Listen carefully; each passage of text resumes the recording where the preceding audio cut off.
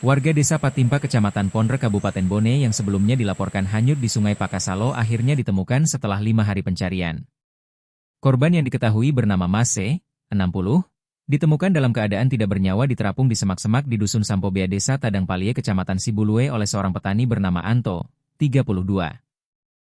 Hal tersebut diungkapkan Koordinator Posar Bone, Febrianto kepada awak media, Rabu, 14 Mei 2025, membenarkan penemuan mayat tersebut. Dia mengatakan bahwa pihaknya telah berkoordinasi dengan pemerintah setempat dan memastikan bahwa mayat yang ditemukan tersebut adalah Mase korban yang dilaporkan hanyut di Sungai Pakasalo Desa Patimpa. Kami sudah berkoordinasi dengan pemerintah setempat dan bisa dipastikan korban bernama Mase. Sementara tim melakukan penjemputan untuk mengevakuasi korban kemudian dibawa ke rumah duka, ujarnya. Mase ditemukan 20 km dari tempatnya dilaporkan hilang, tandasnya. Sebelumnya, pencarian Mase, 60, warga Dusun Kawerang, Desa Patimpa, Kecamatan Pondre, tenggelam di Sungai Pakasalo masih terus dilakukan. Selasa, 13 Mei 2025.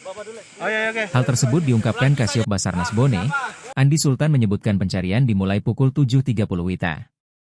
Sebanyak 4 Search and Rescue Unit, SRU, dikerahkan.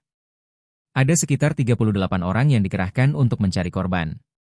Yang terdiri dari Basarnas 6 orang, Koramil Pondre 3 orang, Polsek Pondre 3 orang, Brimob Bone 10 orang, BPBD 8 orang, Satpol PP 8 orang serta masyarakat dan Pemdes yang dibagi menjadi 4 tim SRU, akuinya. Pencarian dilakukan dengan menyisir tepian dan aliran sungai hingga radius 6 km. Masing-masing tim menyisir hingga 6 km untuk pencarian dari tepian hingga aliran sungai dan jika masih belum ditemukan tentunya kami akan melakukan. Download Tribun X sekarang, menghadirkan lokal menjadi Indonesia.